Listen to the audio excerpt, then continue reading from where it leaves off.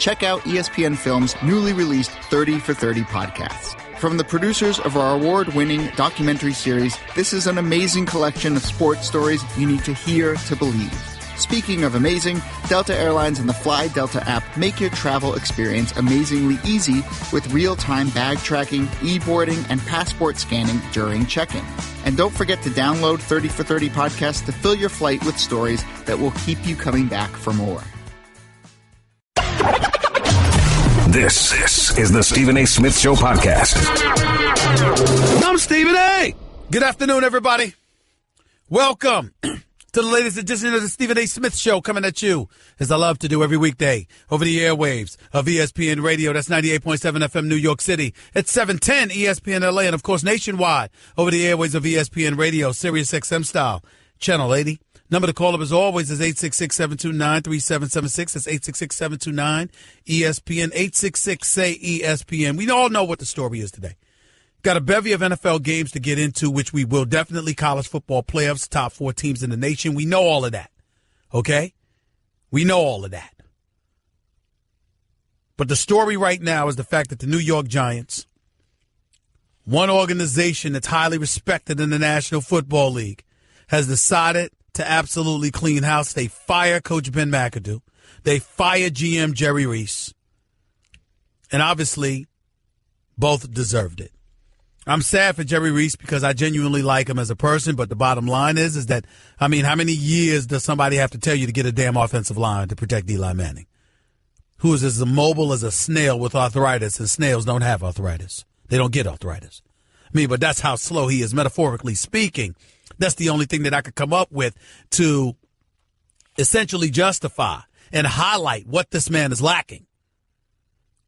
He's lacked an offensive line. He's lacked speed and mobility, and because of that, it elevates the importance of an offensive line, one that Eli Manning has never, ever had. Okay? The same Jerry Reese. Consider this. The man inherited a team that ultimately won a Super Bowl. They ultimately won a Super Bowl years later, but only 10 of Reese's 43 picks from 2010 to 2015 remain on the team. Folks talk about his refusal to this offseason to upgrade the offensive line. One writer, Pat Leonard of the New York Daily News, labeled it malpractice. That's how bad it was. Because Jerry Reese kept his offensive line intact from last season coming into this year. And by the way, Pat Leonard can't find anybody to disagree with him after watching the Giants this year. We all know what time it was. Reese got spared a couple of years ago when Tom Coughlin was shown the door. And back then you had a whole bunch of people saying he should have gone, because how the hell are you going to say, as an organization, we need to clean house? Something needs to change because things have gone awry. And the only person that ends up walking out the door is Coach Tom Coughlin. It was never right. It always smelled. And so on this day, when Jerry Reese is being fired, I cannot disagree. And you're talking to an individual that consistently goes about the business of trying to bring attention to the issues of the paucity of African Americans, particularly in executive positions. But I have to confess, Jerry Reese deserved this. Fair is fair. But nothing, nor anyone, deserves to be shown the door quicker than Ben McAdoo. What an atrocity. What an atrocity. I understand they went to the playoffs last year. This dude was petrified of disciplining Odell Beckham Jr. He never hesitated to throw Eli Manning under the bus. Sometimes in press conferences, I mean, one minute you won't answer questions. The next minute you refuse to answer questions. I mean, you're dumbfounded, speechless, inefficient, ineffective, and damn near incompetent. A matter of fact, according to a couple of sources, I've been told a couple of players looked Ben McAdoo in the face and told him, you don't know what the hell you're doing. And then to add ineptitude to further ineptitude, this dude goes and he benches Eli Manning in favor of Geno Smith. Everybody know Geno ain't the future. And by the way, I watched them yesterday against the Oakland Raiders. It wasn't an awful game by Geno Smith, but my God, you still don't have any pocket presence? You still can't feel somebody coming at you? You still lack that, huh? Holding on to the ball all day, huh? I'm so surprised. I'm so surprised. And I'm not trying to excoriate Geno Smith. It's not like he's a scrub. He just ain't that dude. He's just not. He's just not. But that's who Ben McAdoo decided to bench Eli Manning, bringing to an end 210 consecutive starts. And his title is the Iron Man of the NFL. Bringing all of that to a tumultuous halt because of Geno Smith. I mean, Ben McAdoo's a new fool. I've joked around his wannabe chubby Pat Riley self because of the slick back hair. Pat Riley's smart enough not to wear them damn shades. I mean, when you would think, ladies and gentlemen, that you would know as a head coach, when the words incompetent and efficient become associated with your name and people are questioning what the hell you're watching and what the hell you're seeing, that you would know better than further impeding your vision in front of everybody by wearing those ridiculous damn shades. But that's what Ben McAdoo did. Everywhere you turned, this team was just atrocious. The quarterback had regressed. The passing game was virtually non-existent because of it. The running game has never been in existence. The offensive line is horrid. And all of this came after Ben McAdoo had you in the top 10 in back-to-back years as an offensive coordinator. He gets the head coaching job, and look what he did. He never tickled anybody's fancy. He never sat up there and resonated with anybody. See, when I think about things, I think about a coach, and sometimes you question their ability, and sometimes you wonder about their ability because can you stop the bleeding? As a head coach, you are an overseer, which means you get to dip your fingers in everything. I look at a guy like Anthony Lynn with the Chargers, and I say, damn, at once upon a time, I thought the Chargers were left for dead. I thought they were done. I thought they were finished. Another season, incapable of winning close games. What the hell is going to happen to this team? That's what I thought. But then lo and behold, in the midst of stinking up the joint and leaving everybody to wonder what the hell was this team made of after an 0-4 start, they won 6 of their last 8 games. And remember, they lost to Jacksonville 20-17 in overtime. They could have easily won 7 of their last 8 games. And they're in position to win the AFC West. Can you stop the bleeding? That's what Anthony Lynn essentially has done. Damn sure can't say that about Ben McAdoo. Giants went from bleeding to hemorrhaging. And it got so bad, you had brothers who wanted him to bleed. Players who wanted him to bleed. The New York Giants have regressed to an atrocity. And it's been under Ben McAdoo's watch. Somewhere along the way, Tom Coughlin would have been laughing if it had not been for them benching his boy Eli Manning and disrespecting him in the way that he did. But nevertheless, that's what happened. And here we are sitting here today, recognizing the Giants, their regression, and for the embarrassment that they have become. 2-10 on the season. And by the way, getting worse and worse by the day. Started out 0-5, won a game, then lost their next 3, then lucked up and beat Kansas City. I don't know what the hell is going on in Kansas City with Andy Reid's team, losing 6 of their last 7 games after starting out 5-0. But that's a different story for another day. I told y'all about Alex Smith. Told you. Even though it wasn't his fault they lost the other day. But I regress. The point is, you're the New York Giants. This is the right move. Getting rid of your general manager, getting rid of your head coach, and positioning yourself with the time necessary to get their successors in place so you can decide what you're going to do with Eli Manning. You going to trade him? You going to waive him, or you going to hold on to him and draft a quarterback and give him a year to develop before you insert him as the successor to Eli Manning? What direction are you going to go in if you're the New York Giants? Inquiring minds want to know, and obviously even more want to speculate about it. Give Stephen A. piece of your mind. He is sorry. Call him weekdays from 1 till 3 Eastern. I mean, just trash. At 866-729-3776. I just saved hundreds of dollars by switching to Geico. I've never felt more alive. Disclaimer. Geico cannot guarantee you will feel more alive. You either possess functioning respiratory and circulatory systems, or you do not, or you are a zombie. If you are indeed a brain-starved zombie and you would like to save money on car insurance, the Geico legal team applauds your excellent life choices, even in your shambling afterlife. But we strongly encourage you to visit geico.com or download the Geico app. Please stay a minimum of 500 feet away from our large and presumably delicious, delicious brains. Geico. 15 minutes could save you 15% or more. You're listening to the Stephen A. Smith Show podcast. At some point during the show today, we'll discuss the LeVar Ball rule that's being that's being enforced by the Los Angeles Lakers. I'll explain as the show progresses today. Of course, we're going to carry the press conference of owner John Mara for the New York Giants to start off hour number 2. He'll be calling to explain or having a press conference to explain the firings of McAdoo and Jerry Reese, general manager, as well as Eli Manning returning to the starting lineup after being benched last week in favor of Geno Smith. Eli Manning will return to the starting lineup this Sunday. He will be quarterbacking the New York Giants against Dallas Cowboys, I believe. 866-729-ESPN.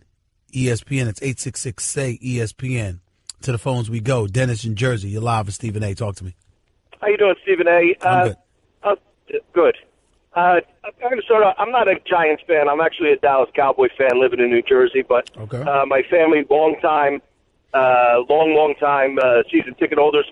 You know, I just feel like the Maras and the Tishes are kind of getting a little bit of a pass. I believe the fans, with their protest this weekend about staying out into the parking lot, Right. once again, the PR machine of the New York Giants has fallen on their face. Mm-hmm. It's all about the dollars. I mean, we can go back to Mark Navarro. We could go back to PSLs with the stadium. And this is just another event. And believe me, McAdoo and Reese, I believe, have to go. But it just seems to me that they have that cushion. Okay. Between let me explain. My producer just said the same exact thing to me. He actually beat you to it. I understand those feelings. Do you know why I don't focus on that too much? What owner do you know is going to fire themselves? Think about it. Yeah. Mara and Tish, where they going? Oh, where absolutely. they go? Where they go? Listen, do you realize that you could boycott the Giants right now, right? You can boycott them right now. You can affect their bottom line, and everything would change but the ownership. You realize that? Oh, I realize that. And that's the whole point. So their ownership, they've dropped the ball. They've compromised their integrity and their brand for what we've known the Giants to be all of these years. They should be ashamed of themselves. They've got a lot of explaining to do. All of that is true. But in the end, just say it understanding that anything that you have to say is nothing more than words, because they're not going anywhere. As long as you understand that, I'm fine. I totally understand it. I don't mind them getting hit in the pocket, though. I like that's that. Fair. That's fair. It sounds like they don't want to resell the tickets. They're going to stay in the parking lot. They're going to tailgate. They're going to do all that stuff. But what I do feel bad are those guys that have to go to work inside the stadium if they get hit in the pocket. Listen, it's a bad year, but let's be clear. It's not like they're the New York Knicks, who haven't won a title since 1973, man. You understand?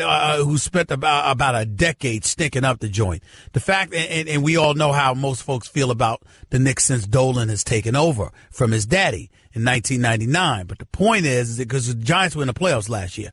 But the point is that Ben McAdoo does not represent what this franchise is about. Jerry Reese, God bless him, I'm sure he tried, but he is no Ernie Accorsi. That's just a fact. And so when you look at it from that perspective, that cannot be ignored. I got to run, Dennis. Take it easy. Matt in Jersey, you're live with Stephen A. What's up? Hey, Stephen A. I just had a quick thought and playing a little bit of devil's advocate. But watching the Giants game yesterday, it almost seems like Geno Smith was a better choice than Eli Manning because the O-line is so bad that I didn't see the numbers, but it looks like there's less than a second to get that ball off. And Geno was able to run around and get out of the pocket a little bit. Eli Manning would have got crushed. All right, well, let me respond to that. That's a very valid point. That can't be dismissed. But you have to understand, when you walk into the game 2-9, your season is clearly over. It's not about whether or not Geno may be a little bit better for the franchise than Eli Manning.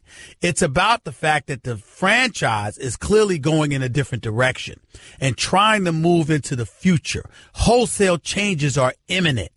You don't send that message or tease about sending that message and then give New Yorkers a guy they saw in a different uniform but playing in the same city in the same stadium and stinking up the joint when he did. You don't do that. Had you gone the route of Webb and you decided that I want to find out what Webb is made of, knowing he may not even compare to Eli Manning, that makes more sense. Unless you're trying to tell New Yorkers we are entertaining Geno Smith being the quarterback of the future for the New York Giants. There's no way in hell the Giants would say that. And since that's not what you would say, what the hell you put him in the starting lineup for in place of Eli? That's the issue, Matt. I hear you. Yeah, that's what I figured too. But just if they were still trying to win, that's the way I was looking at it. I got you. I appreciate the call. Makes sense, though. Thank you. Jim in L.A., you're live with Stephen A. What's up? Hey, Stephen A. Listen, I'm going to agree with caller one, but put it in a different way. Sure. I've been a Giants fan since the days of Y.A. Tittle. Okay. If I asked you to name the top three organizations in the NFL, would you disagree with me if I said New England, Green Bay, and Pittsburgh? New England, Green Bay, and Pittsburgh. I would disagree with you about Green Bay because I'm not sold on Ted Thompson and Mike McCarthy. I think they've wasted away the best years of Aaron Rodgers. Saying over the past 30 years. I've been a football fan for 40, 50 years. On average. Okay. The Giants aren't in that group, and they are, and you gotta. I'm gonna save my. I know I can't force the ownership to quit, but I'm saving my criticism right now for them. McAdoo's an easy target. He's a complete failure, and poor Jerry Reese has got to go too. But the brunt of my criticism lies with the ownership, who failed to excel. They could have modeled themselves after the great organizations in football, and they haven't. And this is the result. Well, I will say this, though. When you have organizations, you got to remember, Dallas Cowboys got 5 Super Bowl championships. You got the Steelers got 6. You got San Francisco. You've got New England. You've got a bevy of franchises that have won championships. Once upon a time, you'd put the Giants up there with what they've done since the 80s. That just isn't the case now. It's pretty damn sad, but it is what it is. Jim, I got to run. I appreciate the call. 866-SAY-ESPN. It's 866-729-3776. We'll get back to your calls on the Giants. We'll scour the NFL as well. Remember, owner John Mara is having a press conference at top of hour number 2 to discuss the firing of Coach Ben McAdoo along with GM Jerry Reese. Also, I have a few things to say about Rob Gronkowski, Tom Brady, and their behavior yesterday in that win over the Buffalo Bills. Here's a warning. You're probably not going to like what I have to say, but I don't care. 866-8-ESPN. More to Stephen A. Smith Show on ESPN Radio in a minute. Guess what? You're in the middle of the Stephen A. Smith Show podcast. Damn it, I mean it! Before we go back to the phones, right here on the Stephen A. Smith Show, ESPN Radio. The New England Patriots won a game yesterday, 23-3 over the Buffalo Bills.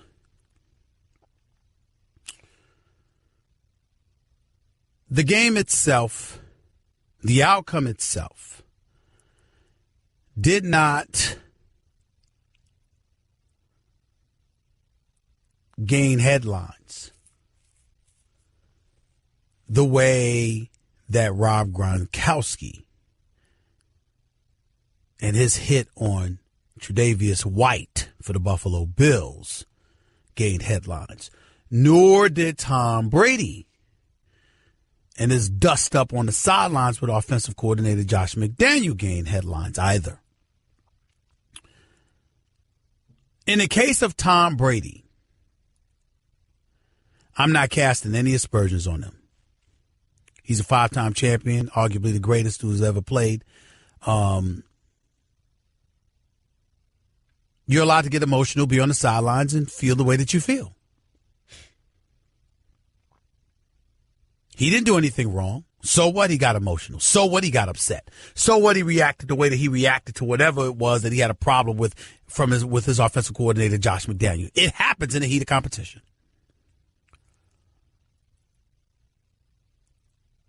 But what if Cam Newton had done that?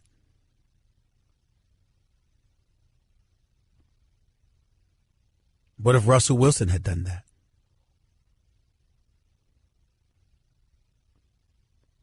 What if any black quarterback had done that? Would y'all shove it aside as just them being them? And let me not even get started with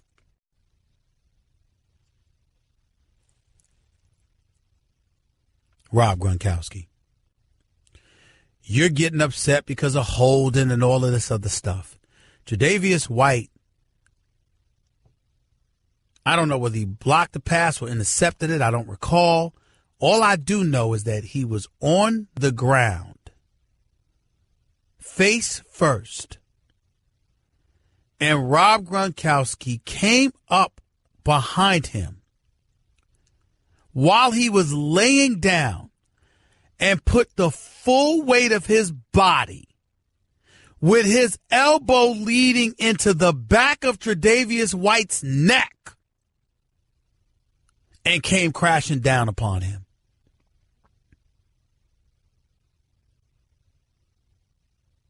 Now, there is no doubt that Rob Gronkowski is going to get suspended for that. Applause to Coach Bill Belichick for searching out Sean McDermott, the coach for the Buffalo Bills, shaking his hand, giving him a hug, and apologizing to him, and telling him that what Rob Gronkowski did was BS. They caught it on the microphone when they met at midfield to shake hands after the game. Bill Belichick told Sean McDermott that. Fine. Rob Gronkowski deserves to be suspended. We all know that. I say minimum 3 games because Tre'Davious White was concussed because of that cheap shot hit. Worst player of the year as far as I'm concerned. Straight garbage. But I ask the question again. Had that been a black dude that conducted themselves in that way, what would y'all have said? As I said on First Take this morning, they don't just call me Stephen A. They call me Screaming A. There's no doubt I'm loud. I can get loud. No question. Guilty as charged. Most of the time I'm talking like the dudes in the barbershop, or I'm talking like the dudes at the barbecue hanging out with the fellas. We just going back and forth, swinging verbally, etc., etc. But I'm Screaming A. Y'all haven't heard any white dudes yelling before? Being a bit demonstrative before? Expressing themselves in something a bit more high octane than mellow fashion? No pun intended regarding Carmelo Anthony. Never heard that before, huh? And oh, by the way, they're passionate. I'm angry. Get the picture? Just something that needs to be said. See, ladies and gentlemen, the objective is consistency. It's not telling, in the case of Rob Gronkowski, no, that's more than that. It's about, damn it, you don't need to be acting like a hooligan and doing something like that. Fair enough. No doubt. But I got to tell you something. Take Rob Gronkowski, because his actions are egregious and ain't no place for it whatsoever. In the case of Tom Brady, I happen to think that's really none of our business. I happen to think that Tom Brady really didn't do anything wrong. He really didn't. All I'm saying is that the furor that's absent in this equation that as it pertains to him raised my eyebrows. Because had that been Cam Newton, Lord knows what we would have said about him. We made a big deal about him the other day when he was jumping up and down when Ron Rivera wasn't willing to go for it on a 4th and 1 initially. And Ron Rivera's like, don't do that. Don't do that. But it was everybody else that was making a big deal about it. His maturity level, he's really got to get it together. He's got to control his emotions, et cetera, et cetera. Had let folks go on further, we would have been talking about anger management issues. But not Tom Brady. No, never that. Never that. When there have been many occasions in his career where he did exactly what he did with Josh McDaniels yesterday. Remember that time Bill O'Brien, former offensive coordinator for the New England Patriots, now the head coach?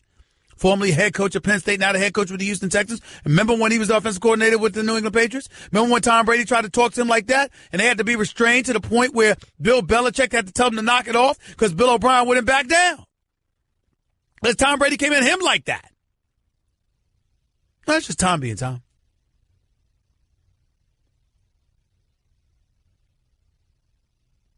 Again, I have no problem with Tom Brady. I have no problem with what he did. You're in the workplace, you're on the football field, you're in the heat of competition. Stuff like that happens. We got our colleague at ESPN LA and Keyshawn Johnson, former New York Jet, former Dallas Cowboy, former member of the Super Bowl champion Tampa Bay Buccaneers. NFL analyst now. Hosted Morning Drive in LA. Do I have to get into what y'all would have said about him had that been him on the sideline? Absolutely nothing wrong with Tom Brady and what he did. But would you have treated it in the same fashion? Just a rhetorical question, because we all know the answer. We always do, don't we? 866-729-3776. That's 866-SAY-ESPN. More to Stephen A. Smith Show. Close out hour number 1 in a minute. You're listening live to Stephen A. on ESPN Radio. Want to be a part of the show? Hit Stephen A. up weekdays from 1 to 3 Eastern at 866-729-3776. Guess what? You're in the middle of the Stephen A. Smith Show podcast. Damn it, I mean it! Just a few minutes away from John Mara, owner for the New York Giants, having a press conference to explain why Ben McAdoo and general manager Jerry Reese have been unceremoniously dismissed from the New York Giants as the coach and GM respectively, with 4 games still remaining in their 2017 regular season. In more than 40 years, the Giants have not fired a coach during the season. So this is definitely setting a new precedent, no doubt about that. But there's no way to escape the fall from grace that the Giants of an organization have suffered from. It's not just about losing games. It's about how you carry yourself, how you look along the way. This organization that where you got Ben McAdoo throwing Eli Manning under the bus, same organization gave a pass to Odell Beckham Jr. when he was messing around in their eyes. Same organization that gave a pass to kicker Josh Brown, who served a 1-game suspension at the start of last season because of domestic violence issues revealed by his ex-wife.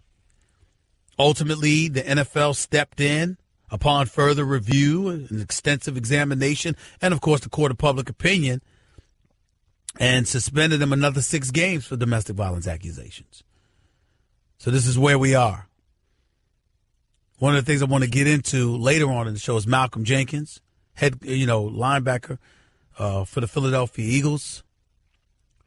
That player's not the players union, but the players coalition that were negotiating with owners to get money for causes pertaining to African-American issues. $89 million was the price tag. That's what came with it. He's being called to sell out because of it. He had a response, and we'll make sure we give it its just due and talk about that a little bit later on in hour number 2. But let's get back to the phone before John Mara comes on with his press conference.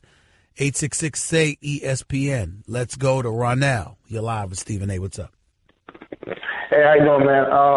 I agree with the firing of McAdoo and the GM, but I don't say I agree putting Eli Manning back in the start unless he's in there for like a half and letting Davis Webb come in and see what he got. Right now, they're sitting at the second overall pick in the draft, a draft that is a lot of good quarterbacks coming out, and they need one. You know, if it happened to Peyton Manning, it could happen to Eli Manning or anybody else. So they definitely have to get a really good GM to really maneuver that well. But Eli Manning himself said he didn't mind starting and coming off. So I think the Giants should go with that route, and I appreciate the call. Well, I appreciate the call. Thank you so much. I don't know. Listen. You want to bench Eli Manning? Bench him. Just make sure it's for Webb. You want to play him? Play him. So be it. But it can't be, diminishing him in favor of Geno Smith. You just can't do it. You just can't do it. It doesn't work. Doesn't work. Leaf in West Point, you're live with Stephen A. What's up? Yes, I just moved up to New York, and all the Giant fans are going crazy thinking that they can trade Eli. He has a no-trade clause. Well, so I don't know what. No. They're assuming that it's something he'll sign off on, sir. That you find a deal that he'll sign off on. Yeah. They know. Everybody knows he has a no-trade clause. No, he ain't going to do that for them. Well, he might. He might if they want to send him if they have a deal in place to send him somewhere he'd like to go. Like, for example, if you get an opportunity to reunite with Tom Coughlin in Jacksonville with those young Lions and that defense, with Leonard Fournette running the football for you, etc., Marquise Lee and others catching the football for you, why wouldn't you do that if you're Eli Manning? Why wouldn't he want to just go test the market himself and pick where he wants? Well, again, he can pick where he wants, but then again, you have to find a team that's willing to make the deal you want too, and it has to appease the Giants. It's similar to Carmelo Anthony when he had the no-trade clause. Yeah, he wanted to go to Oklahoma. He didn't want to go to Oklahoma City. He wanted to go to Houston. Remember that? Roger. Carmelo Anthony wanted to go to Oklahoma to Houston, but the Knicks were not willing to trade for Ryan Anderson. So because they weren't willing to trade for Ryan Anderson, he had to end up settling to go to Oklahoma City. Yeah, he has a no-trade clause, but they still don't have to trade him where he wants to go. He just gets to sit up there and decide if he doesn't want to go someplace. So he's stuck in that contract. Yes, essentially. All Appreciate right. the call. Take it easy. Mike in Denver, talk to me, man. How you doing? How you doing, man?